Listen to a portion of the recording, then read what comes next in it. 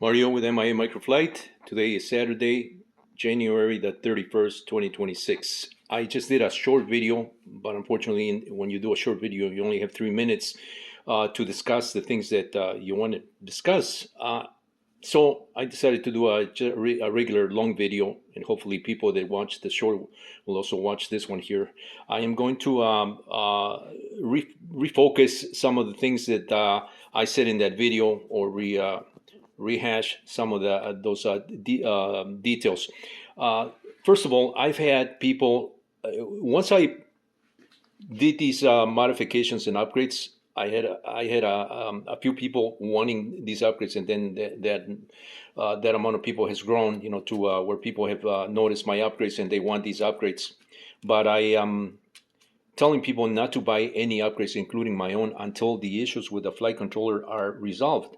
Now, common sense dictates that no matter what you do to the, I mean, I'm improving the head, the head response on these helicopters by using these blades here that have a custom O-ring or rubber insert inside these blades. These are blades that I've done the same thing to my own helicopters going back to the 70s early, as I mentioned in my short videos.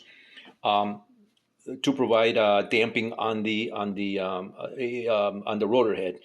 Typically, I would do it on the rotor head, but this rotor head is not, it doesn't allow to do that easily without having to redesign the rotor head. So in this case, the blades doing it on the blade grips works like a charm. As I have shown in some other videos, I show this. I do this. I talk about these things, and then I show it.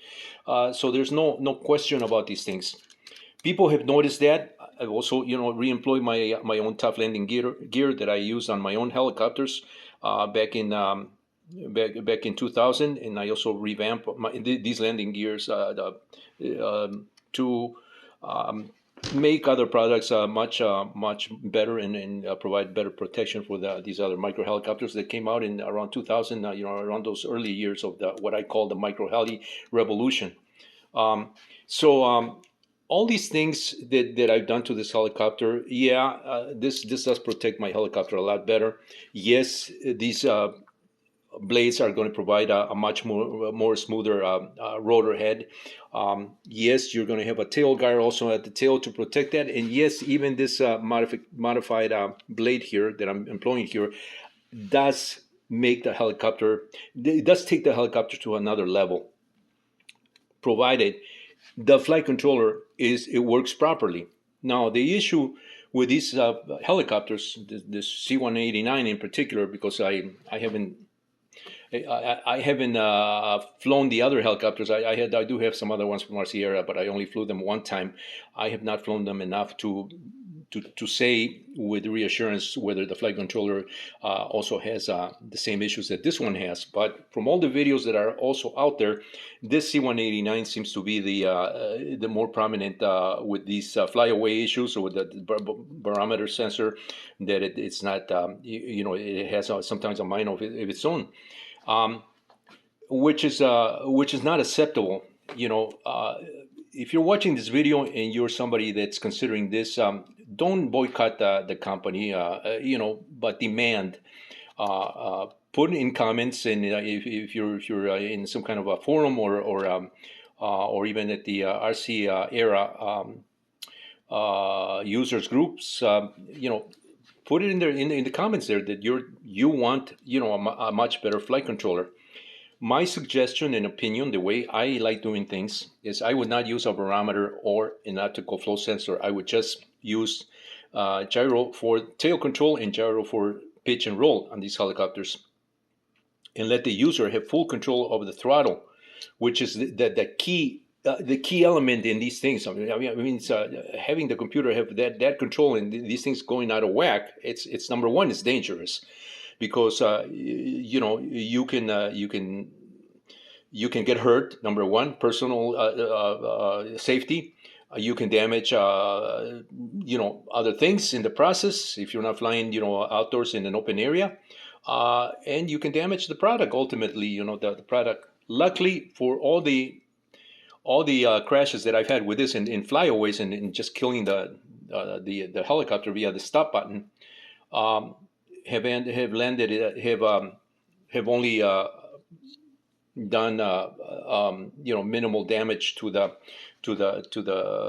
helicopter. I mean, I did trash the original blades. That's why I replaced all those blades with my own, and in the process I decided to introduce damping there on the blades.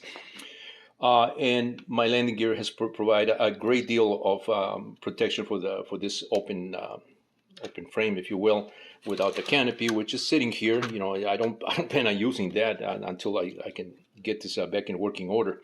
So I've gone back and forth. I even removed the barometer here, try to desolder it from the PC board, from the flight controller, which is also integral with the receiver. I actually had to peel off some of the traces along with the solder because it would not come out easily. And I went back after doing that, and I resoldered everything. I actually found the traces, little pieces, additional traces, copper traces, and so I scraped some of the paint that is on these flight controllers, exposed the copper tracing for those particular points, mainly the VCC, which is the 5 volts power supply, ground. Then you have SCL, which stands for serial clock, and SDA, which stands for serial data. Those lines, and there's an interrupt, even a lead that is, I didn't have to mess with that, luckily. So I rewired the barometer sensor, and I got a couple more flights, but still has that tendency to want to get out of control. And in lowering the throttle all the way down, sometimes it takes forever, and sometimes it doesn't completely turn off the helicopter, which in case you're near a wall, your control becomes you have no control, autonomy over that control feature. So it's until those issues are resolved. Now people have done conversions to putting their own flight controller or putting more commercial flybarless helicopter flight controllers, or even using just a quadcopter controller remap, for servo usage instead of motors. I plan on doing the same thing, but I think this. I think if this company would just offer these helicopters without the barometer and optical flow sensor, remove that. It's not. You don't really need that. That's if you can, if you're okay, manipulating the control yourself, and you don't care about this thing, just sitting, humming, steady when it does work. But most of the time it doesn't work. Then I would say, all you just need is just to repurpose the ESC, the 2-in-1 ESC. I show that in some video how to do that. You need to put a switch on the ESC. If you remove the flight controller receiver PC board, which is the one that has all these connections for the servos, you can repurpose that ESC, that 2-in-1 ESC, by introducing a switch to power it up, and to inject a signal at 2 points here, these outermost points on that connector, that 6-pin connector. The 6 pins on the front, 6 pins at the back. The ones at the far end on the back of that 2-in-1 ESC are for signal injection of for the main and the throttle control. The one for the main throttle is on this side. The one for the tail is on this side right here. I explained all that in detail in my videos. Watch my videos. I explained that, and I'm sure there are probably other videos that are going to surface based on what I've been showing you here. They're probably going to do their own videos and explain that. But when I did this, there was nothing on YouTube. There was nothing on the internet that explained how to do that. In fact, when I went to Google search and I typed, "Can I repurpose the 2-in-1 speed control from RC era in this particular model?" And it told me no, because it got proprietary software and components that you can't do that, which is not. It's not true. I actually did it, and I show that in some videos that you can do that. It's just a regular speed 2-in-1 speed controller. You just I just had to find the connection point to turn it on, and to the points to inject the signal, the pulse width modulation signal. So I show that in some other videos. But getting back to the main point of this video is no upgrade is going to do you any good. Uh, as long as this flight controller is susceptible to inconsistencies and flyaways. Because you're actually going to ruin your blades. You're going to the landing gear might help you. In that case, as it has in for me, but you still risk this tipping over and you ruin the blades, because it has happened to me several times where I got the throttle all the way down and it's not shutting down, and I'm trying to maintain and this is it's kind of skidding all over the place, and I'm trying to maintain cyclic control to keep it in one place. If it's near a wall, you're going to hit a wall that you can't kill the throttle. You're going to damage your blades or your rotor in that process. So no upgrade, including my own, and I'm being very, very, very honest, in telling you this. Several people have been asking me if I can supply them with these upgrades, and I would say, just I'll sell you my upgrades, but bear these details in mind. That no upgrade, including my own, which I do improve on the rotor head by the details that I am including in my blades. It's not going to help you if this is this encounters a flyaway or issues with the barometer and optical flow sensor. You can fly this without the optical flow sensor, but the issue is not so much with that. It's the issue with the barometer sensor right here. As far as gyro control for the tail, pitch and roll, that can be left alone, because these things are flybarless, and you do need some kind of stabilization there, automatic stabilization on the pitch and roll servos.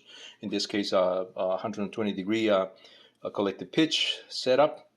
But as far as the barrel, to keep it, steady and at a certain height, forget that jazz. I'd rather have full control on the throttle from start to finish than this fad and gizmo that is, look how nice it's hovering, in midair. I don't care for that. I can do that with my throttle control on my left hand and my cyclic on this hand, provided this is stabilized somehow electronically, or in my case, the way that I'm going to do one of these is I'm going to introduce weights on the tips of the blades to do it mechanically, so having a mechanically stabilized rotor, just like these things were done in the old days. This is nothing new. None of this stuff is nothing new. It's just a romance with these new features that are included in these flight controllers, and people think that this is the greatest thing on earth ever developed, ever engineered. It's total. I'm almost to the point of believing that a lot of these things are freaking scams. I'm a little ticked off because the helicopter, as beautiful as it is, it should not have these issues in 2026. From 2023, when this came out, as I've been doing some research, I went back to see how old are these things, because I just stumbled on these because I have been out of the helicopter scene for many years because of my other work with micro lights, ultra lights, personal stuff. So I came back full force, to my own helicopters, bringing them from shelves that they were sitting, and bringing a lot of old stuff, from shelves that I've been fixing and getting them back in working order. All that is recorded in my videos that I've been showing lately. In the process, I stumble on these. And I go, well, let me buy one of these. Let me see if this is at the point where it is. My videos and the videos of other people don't lie. This is not an issue with just one helicopter, or one particular model. These are issues across the board with every single one of these helicopters that have that barometer and optical flow sensor. So, I think people that are aware of these, that have their own personal experiences will agree with what I'm saying here. And that I'm not saying anything out of that's not true here. I don't make money selling upgrades like this. I'm not out there to promote to sugarcoat these things so you can buy my products, because none of this stuff is going to make it better until this control system the issues are either fixed or there's a better system. Now people can say, well, just install, just go ahead and install, one of these flight controls. Well, rotor flight, no, no, no, no, no. That the issue, we shouldn't have to do that. This is an issue with the company. Our Sierra needs to fix this permanently. They have access to the code. They have the tools and everything to go in there and reprogram that controller. Put a better sensor. When you have a model, I mean, beautiful model. I mean, I have given RC Era kudos for the detail in these models, but if you're going to, if I was a manufacturer of this and I have this capability of doing this type of scale, shit, I am going to employ a heck of a nice controller, even even if I have to increase my cost a little bit higher, do that, or give the option to a person to just allow the person to fully control this. Don't include these sensors that do nothing but introduce issues, with these beautiful, otherwise beautiful helicopters. I wish I didn't have to do even my own landing gear here, but I have to, it's just until I could find these issues, and I have found. So that is my take on these things. Let me know what you think.